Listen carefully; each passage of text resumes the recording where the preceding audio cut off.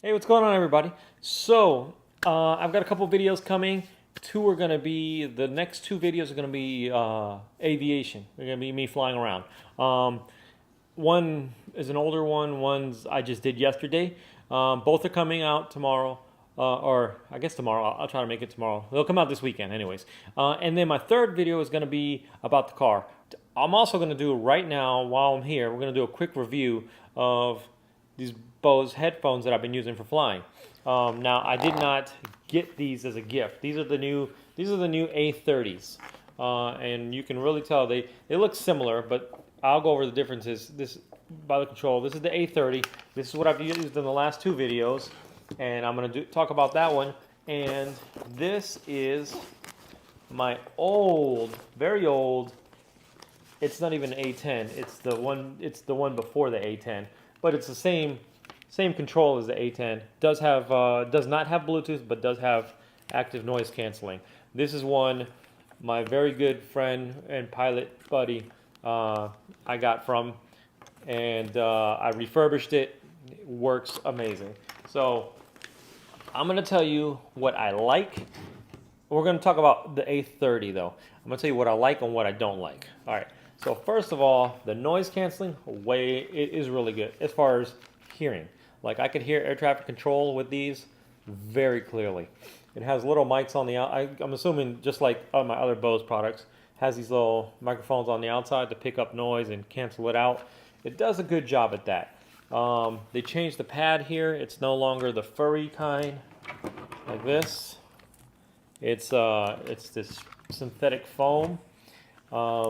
If you want to swap the mic over from the left to the right, it's a lot easier to swap the mic.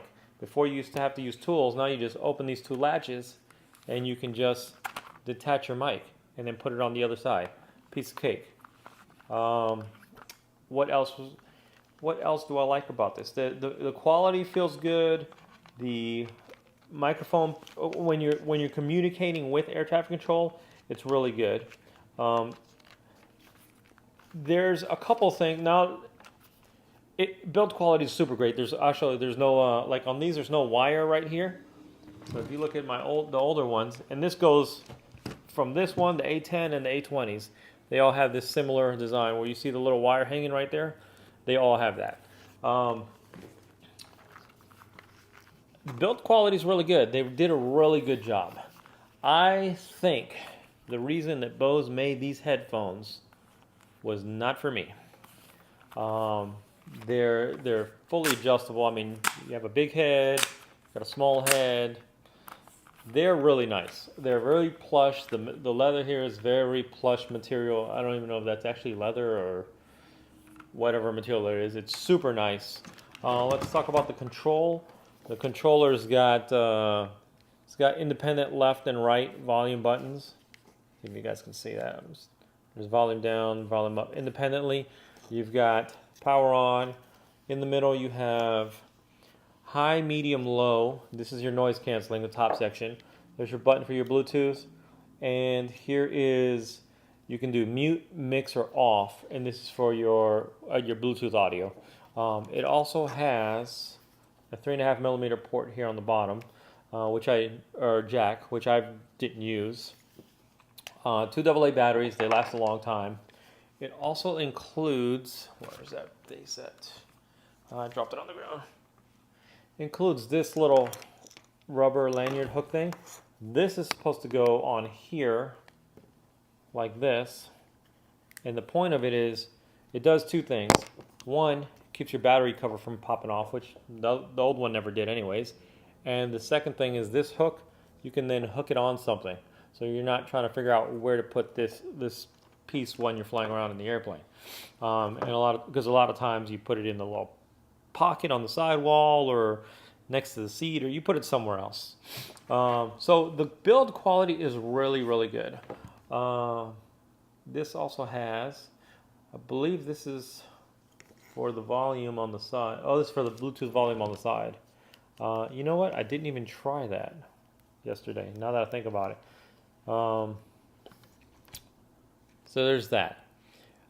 Now, I'll tell you what I did not like about it. Overall, I give it a 9 out of 10. Build quality, functionality, everything works. This is what I didn't like. There's two things I didn't like. Yeah, just two things. One, on here, the spring that they put in there is not as strong as the spring they put on this one. And the A10, A20s have this same exact headband with this really strong spring.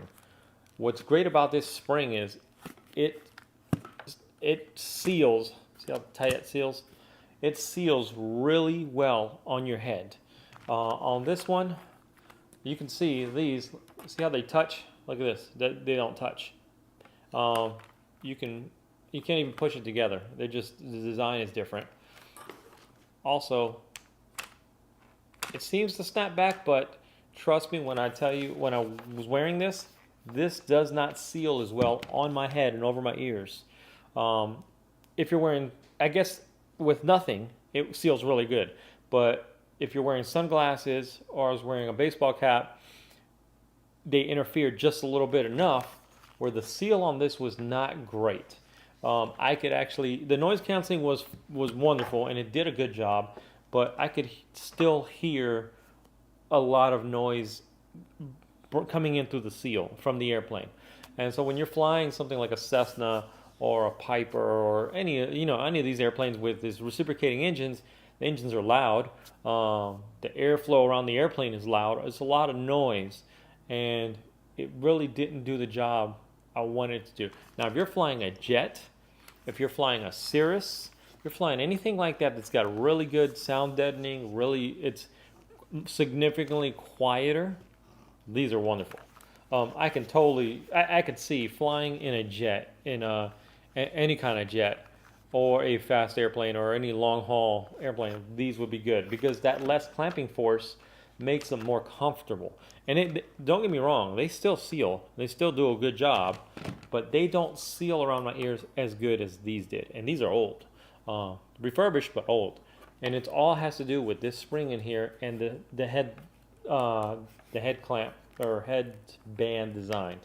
I mean, you can just see the differences. It's a pretty significant difference. So that's one thing I didn't like. The other thing I didn't like is actually turning this on and off. These buttons are very, very recessed and they're hard to push. I didn't like that because I just thought over time you're having to push so hard, it's probably going to come to a time where they don't work. The buttons on this are recessed also, but they're easy to push. Look at that. I just barely touched it and it turns on. They're very easy to push. The Bluetooth version has the other Bluetooth button, and it's a soft rubber button, very, very easy to push. The left and right on here, I think, are easier because they're on the edges. Here, they're inside, so you have a guard on the outside. And I guess that guard was on purpose so you don't accidentally turn them up. But I actually didn't have a problem with them being on the outside, because on the outside is the button on the old style. They move the buttons to the inside. So I actually like the old style better. This one doesn't have Bluetooth. The battery pack, like I said, it slides up to unlock and slides down. I've never ever, it's a secure lock. I've never had an issue with that opening up. What was the other thing? The other thing was the Bluetooth. So I've actually flown with this. This is the old one, no Bluetooth on here. But when I fly, especially when I'm flying by myself, I connect my iPad with ForeFlight to the airplane's GPS using Bluetooth. And the airplane's GPS, it gives me all the alerts. It tells me, what runway I'm approaching because of ForeFlight. It tells me what runway I'm approaching, how much distance I have, watch out for traffic, all that stuff. And I hear it through here. Even though this doesn't have Bluetooth, I still hear it. This one with Bluetooth, and I connected this to my iPad, and I did a cross-country flight. I flew almost 3 hours yesterday. Only once did I actually hear it say, what did it say, air traffic? Or I think it gave me runway information. Only once. And I even tried turning off Bluetooth, turning it on. disconnecting it from my iPad and only connecting it to the airplane like I did with the old headset, connecting it to my iPad and not the airplane, it didn't matter for whatever reason. And I don't think there's anything wrong with this one, with the newer one. I think there's something, probably a different way to do things, or maybe the Bluetooth priority is different, so it decides what you're going to hear. I don't know, but I didn't like that. So in the end, I really like this headset. It's really good. If you don't have a Bose headset at all whatsoever, then yeah, it's totally worth it. It is really good. If you have an A10 or an A20, is that worth the upgrade? I don't think so. I'm completely honest. I paid for this, by the way. This is not, no one gave this to me. So my honest review is the A30 is not worth it. Buy an A20. I've used A20s, which is an upgrade to this, and actually even the A10 with Bluetooth is an upgrade to this. This is the THX or whatever. This is the predecessor to the A10. But if you have an A10 or A20, or actually just, I would go to an A20. They're great. If you need a headset, if you want to upgrade, get an A20. A20 is phenomenal. I think if you're flying something small, piston, airplane, if you're in flight training, if you're doing something, an A20 is fine. This is for, you're a career pilot. You're an airline pilot.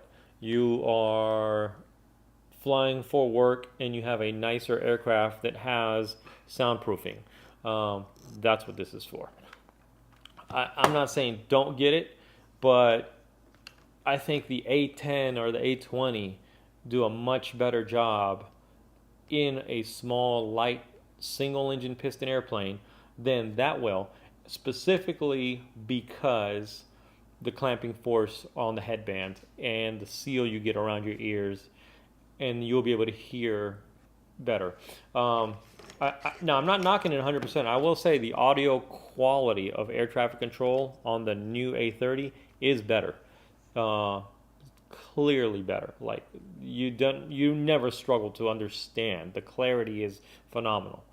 But you can also hear the airplane and the engine and all the noises and all the ambient noises that you don't want to hear. That's my only knock to this.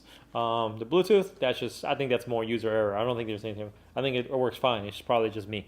So that's my quick little review. I just wanted to make a review, make it short, make it something. I haven't put out a video in a while. So that's what I've been playing with recently in the last few weeks. I've been flying. So thanks for watching that. If you've stayed this long, thank you. I know it's kind of dry and cut, but I wanted to make a video. I haven't made a video in a while, and I figured why not make a review video. These are going back. I'm selling them, or I'm returning them actually. The one thing I love about Bose is they have a trial. If you're not happy with them, you can return them, no questions asked. I love my old ones. They work great. I will be purchasing a Bose A20. So don't worry. I still have my old ones, and I'll probably fly with my old ones, but I will be purchasing the Bose A20. I really think the A20 has the very same headband as this that clamps really well. Look how well that clamps. I love that. So the A20 is going to be on my list of things to purchase. So that's the end of this video, and stay tuned for the next video.